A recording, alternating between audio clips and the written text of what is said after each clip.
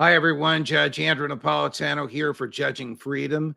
Today is Thursday, March 16, 2023. It's about 3 o'clock in the afternoon on the East Coast of the United States. I have been waiting for this segment for the past 48 hours since we learned of the confrontation between two Russian fighter jets and an American spy drone over the Black Sea earlier this week. Who better to talk about this and all things related to it than Scott Ritter, who joins us now. Scott, welcome back to the show, as always. What happened? I mean, you wrote a piece about this, which is the best I have seen anywhere from any source in the past 48 hours. Obviously, I don't see classified things, but I devour this stuff. What happened over the Black Sea earlier this week? Well, the United States was carrying out what it claims to be a freedom of navigation type exercise using the drone flying what they claim to be international airspace. The problem is the international airspace that they claim to be flying in is adjacent to the Crimean Peninsula, one of the most sensitive military locations for Russia at any time, and especially so now that Russia is engaged in a war with Ukraine, where the Crimean Peninsula figures heavily. One of the things that nations can do during times of conflict like this or crisis is to declare exclusionary zones. So normally you have a 12 nautical mile extension of your territorial limit. But what you can do is say, we're going to extend that for a period of time because of special national security reasons. We do it, other nations do it, and Russia has done it. Basically telling the United States, don't bother flying your drone through this space or any aircraft through this space. Well, we opted to fly our drone through that space because we claim that Crimea doesn't belong to Russia. It belongs to Ukraine, and therefore the territorial extension out of Ukraine belongs to Ukraine, and Russia doesn't get to impose its own exclusionary zone on that. So we're playing semantic games. And on the surface of that, the Russians may not, in and of itself, on that choose to create a conflict. We know the British tried this with a ship back in the summer of 2021. I remember they sailed a destroyer right along the same path that the Reaper was on. At that time, the Russians fired warning shots, and when it was done, they told the British, if you ever sail here again, we'll sink the ship, no questions asked. We won't put up with it. Well, the British stopped sinking ships, or sending ships. We sent the drone, and Russia gave us instructions. Get out of here. 19 times they flew by it. 19 times. If you don't get the hint by the 19th time, then Russia gets to do things like dump fuel on the drone to break up its aerodynamics and bring it down. They didn't shoot it down, but they brought it down. But here's the question. Why? Was this just about a diplomatic spat? No. You see, the United States is in the business of using intelligence information collected on Russia, giving it to the Ukraine so the Ukrainians can carry out attacks against Russia. So we are an active participant to the conflict. So the notion that we can come in and claim some sort of, international freedom of navigation status, that we are purely an innocent party, is absurd in the extreme. We collect intelligence. On the left wing of that drone was one of the most sophisticated signals intelligence collection platforms available for that drone. It was actively collecting intelligence on against Russia to give to the Ukrainians so the Ukrainians could use it for war. We were a legitimate target of war. Russia should have shot us down out of the sky. The fact that they didn't means that Russia's in the business of escalation management, not trying to make this a big deal, but it is a big deal because the intelligence we provide to Ukrainians results in dead Russians and destroyed Russian equipment. Did the Americans, I'm going to use a phrase that may not be correct, turn off a transponder or turn something off on the drone so as to make it more stealthy and less observable? I've heard that, but it makes no sense. First of all, this drone was flying at an altitude that is imminently detectable. It's flying through airspace that the Russians are monitoring every aspect of it. It was picked up when the moment it took off and the moment it came in. They might have turned the transponder off for this reason. There are people out there who call themselves the OSINT, the Open Source Intelligence Community. These are a bunch of non-military, non-governmental people who monitor stuff. And there's a lot of people who put out flight paths. So they'll sit there and say, we monitored the drone as it did this, we monitored this, and they'll show aircraft flying. we may have turned off the transponder, not to fool the Russians, but to fool them, so that we can tell a story about where the drone was flying that can't be verified by somebody. Because if OSINT people had this transponder, they would show exactly the flight path, and any logical person looking at that would say, man, if that was a Russian drone flying that close to an American space during a time of war, collecting information on America to give it to people trying to kill Americans, we'd have shot it down too. Let me make sure that I understand what you're saying. Russia and Ukraine are at war.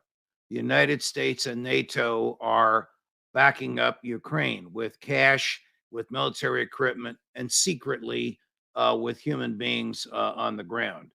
The drone was engaged in an act of war by spying on the most sensitive aspects of Russia's military gathering of human beings and of equipment anywhere in Russia.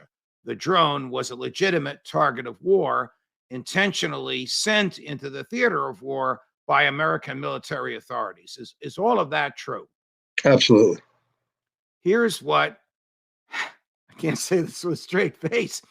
Here's what Senator Lindsey Graham would have done if he were the president of the United States. Well, we should hold him accountable and say that if you ever get near another U.S. set flying in international waters, your airplane would be shot down. What would Ronald Reagan do right now? He would start shooting Russian planes down if they were threatening our assets. I can't imagine that Ronald Reagan or any American president in his right mind would kill Russian pilots because they came too close to an American drone in an area of airspace that Russia has claimed hands off on because of its sensitivity to what's going on the ground. Lindsey Graham doesn't know what he's talking about. I mean, I'm going to be polite on your show, Judge, out of respect for you. Correct. And I'm not going to call him what he deserves to be called. Isn't he a general in the Air Force Reserve, and he doesn't know what the hell he's talking about? Well, I think he's a colonel, and he's a lawyer. So there we are. But the fact is, unlike Lindsey Graham, well, I can say he served, but he doesn't know what he's talking. During the Cold War, during the time of Ronald Reagan, we flew the most sensitive reconnaissance missions all along the periphery of the Soviet Union.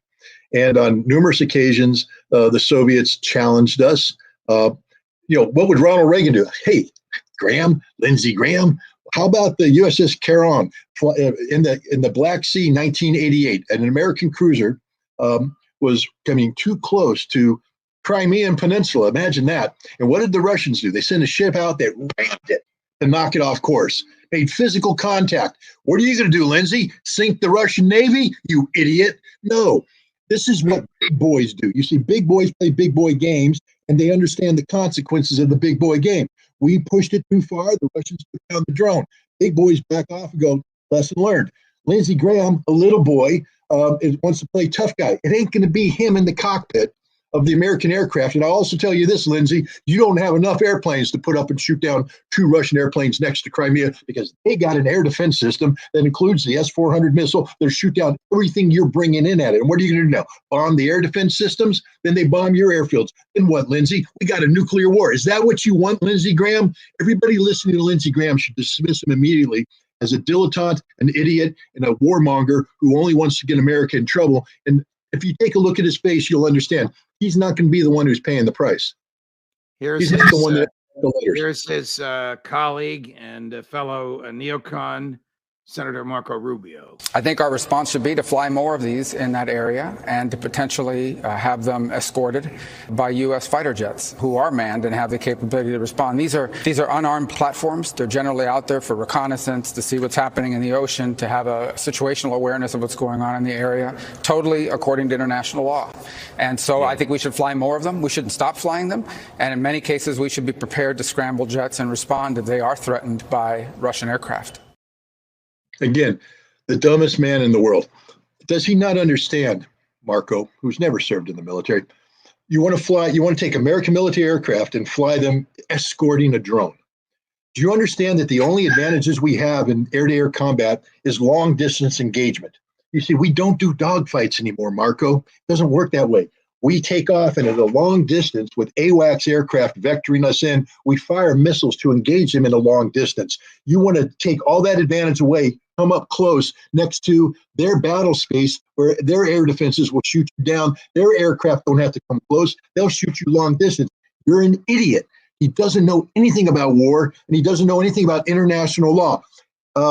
Pro hint, Marco, when you fly an intelligence asset, collecting intelligence on one target, and you provide that intelligence to the other side to kill that other target, you're a participant in the conflict. You lose all the protections you have. You should be thankful the Russians aren't shooting down everything we got. What is the, if I were a guest on the show instead of the host, I'd be going, you go, Scott.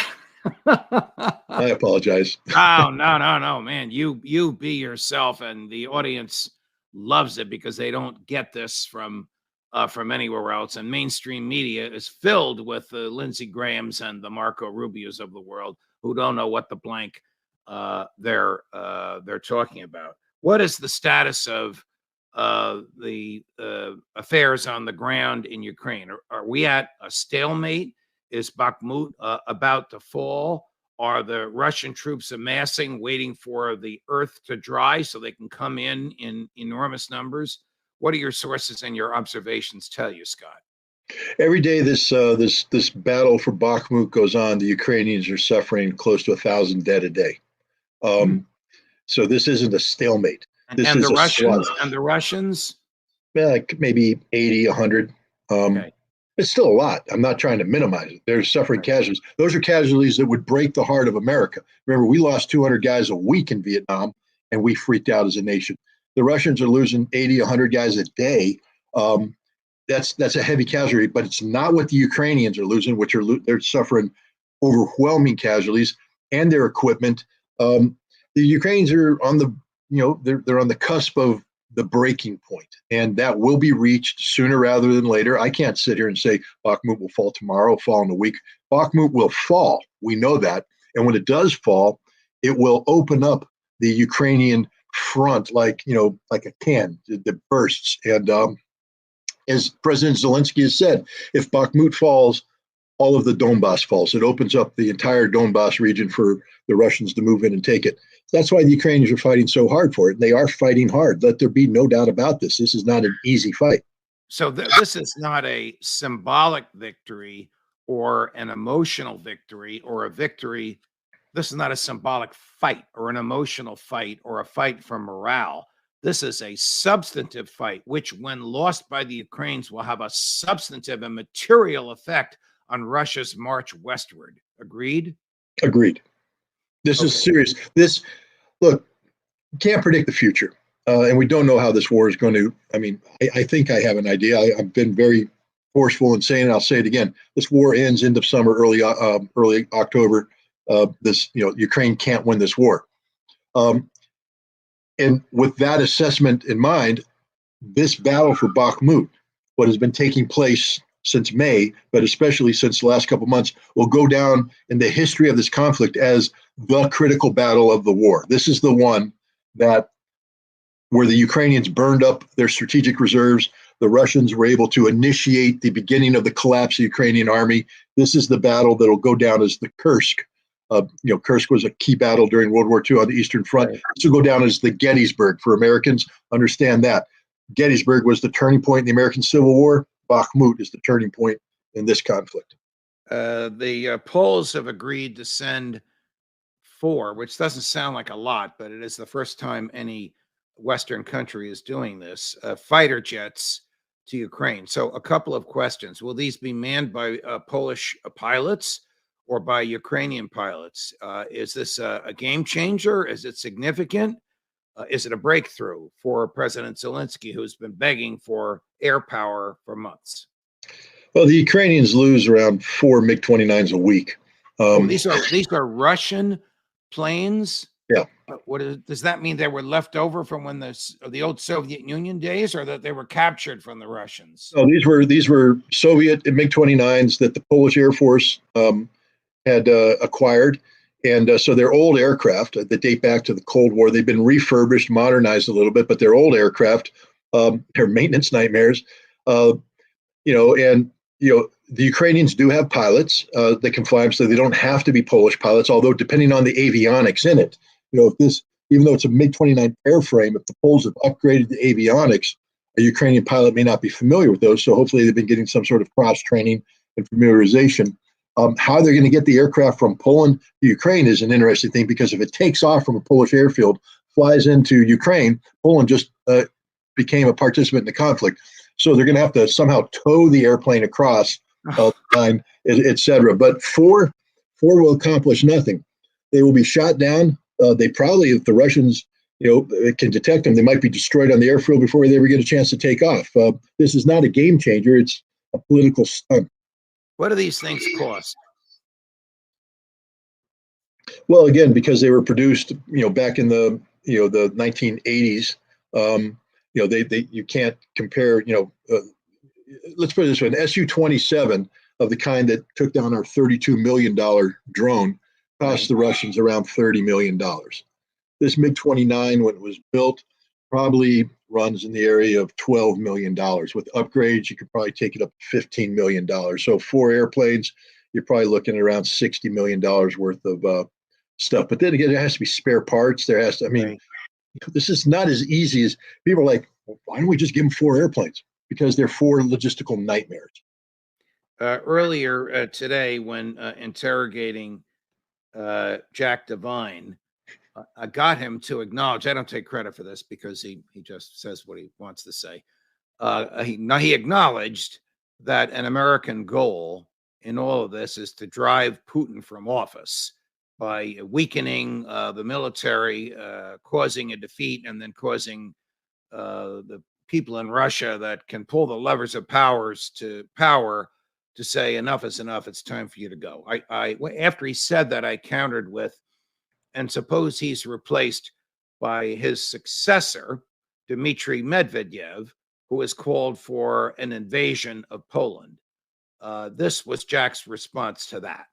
He fails. Why? Because he didn't bomb enough houses? Because he didn't kill enough people? That he didn't put his best? No, the next person isn't going to have new armies. So the next person is doomed to fail. I'm working on, when Putin goes, they're going to sit around the table. Hey, enough of this stuff. Let's get an air gap. So I do not think they can't be more hostile. There's no more hostile play. It's not like Putin's laying back and being nice to us. Does he know what he's talking about? No. First of all, anybody who thinks that we're going to succeed in removing Vladimir Putin from office doesn't know Putin, doesn't know Russia, doesn't know anything. And I hate to say that about Jack Devine, because clearly he's a man who served his country honorably in a very difficult role. But no, the Russians just, again, as NATO basically bleeds out, giving all of its equipment to Ukraine. And understand, the United States military has come out, put an additional budget requirement in.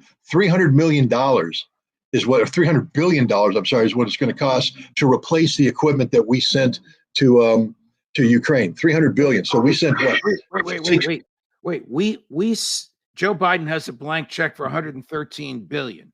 It's going to cost us 3 times that to replace the equipment that he's given to President Zelensky? Yeah. That's just, I'm not making the number up. The Pentagon said that. So, that's the case. So meanwhile, we're going to go bankrupt trying to get back to the status quo. Does Jack Devine understand that Russia has expanded its military from 900,000 to 1.5 million? These will be professional troops, that Russia's defense industry is working overtime to build the equipment to do this. I don't think Jack Devine knows anything about Russia. I don't mean to be disrespectful to the man, but clearly what he's saying is he doesn't understand the Russian military. He doesn't understand the Russian defense industry. He doesn't understand Russian politics. He doesn't understand Vladimir Putin. Putin's not going anywhere. He's more firmly entrenched today with the broadest base of support of the Russian people. And unlike the United States, name the last Russian bank to fail. You can't. Okay. And I don't want to go down that road. They just built a new subway. This is all connected. The federal government wasting and blowing money, and then deciding who it's going to bail out and who it's not going to bail out, picking winners and losers. From my perspective, there's one guiding principle in all of this. What will help old Joe get reelected? That seems to be the guiding principle of this federal government. If he'll help him to get reelected to be a wartime president like his heroes Abraham Lincoln and FDR, he'll make sure we're in war. If he'll help him get reelected to bail out the depositors at a bank over and above what the federal insurance is, but not the investors in the bank, he'll bail out the depositors. If it will help him to get reelected to bail out the investors, he'll bail out the investors. There's no rhyme or wrong. There's no constitutional principle here. It's what will help old Joe. Here's Jack describing President Putin. Actually, before we get to that, President Putin said something earlier this week that made me think of you. I also thought of Jack, and I thought of Colonel McGregor. President said, Germany is still under occupation. He was tweaking and mocking Chancellor Scholz for the sheep-like, lapdog-like way in which he permitted the United States of America to invade his country by destroying the pipeline, as if the U.S. were still occupying West Germany as it did after World War II.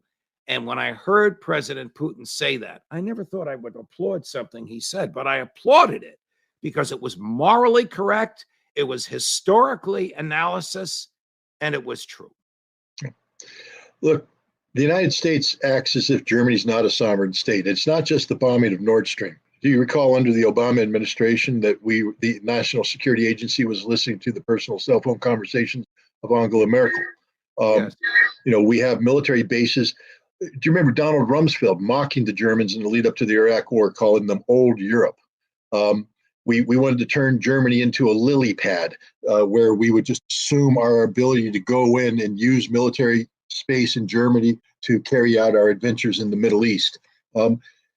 While legally speaking, Germany isn't occupied, in the aftermath, practically and functionally and psychologically, it's very much an occupied country, and Vladimir Putin is right on all counts. Here's Jack on how dark and how evil Vladimir Putin is.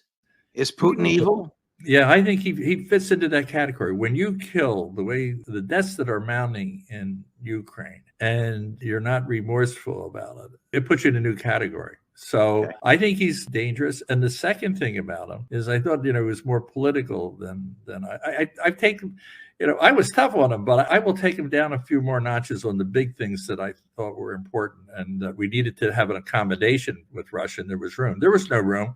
He has a different mindset and is much more black and darker than I thought. And I think it makes this problem more formidable.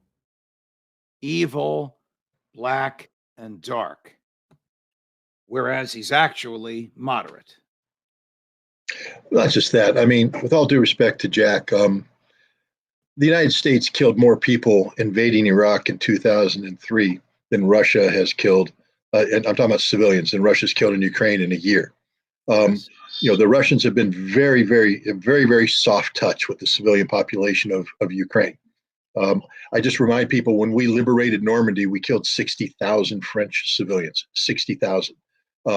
Russia's killed, and I say Russia, 12,000 civilians have died in this conflict. Many of them died because the Ukrainians are shelling their own people. Many of them died because the Ukrainians are using civilians as a human shield, which is a war crime in itself. Jack Devine doesn't know what he's talking about. He doesn't know who Vladimir Putin is.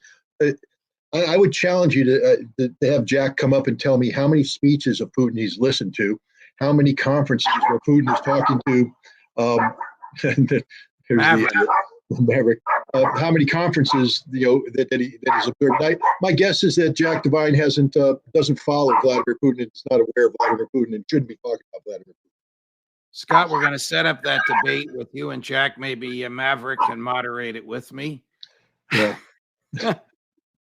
I shouldn't laugh, but you put well, he was supposed to be locked up in the bedroom. I don't know how he got out. I'm going to investigate that issue. That's something you should be worried about. Jack Devine would say, Vladimir Putin let him out. Putin did it. Putin did it. Can't thank you enough for all your time with us, my dear friend. All the best. Well, thank you. Whew. Boy, if you like what you just saw, like and subscribe. Like and subscribe on Judging Freedom. More as we get it. More Colonel McGregor, more Scott Ritter, maybe a little More Maverick. Jack O'Brien, and more Maverick. Judge Napolitano for Judging Freedom.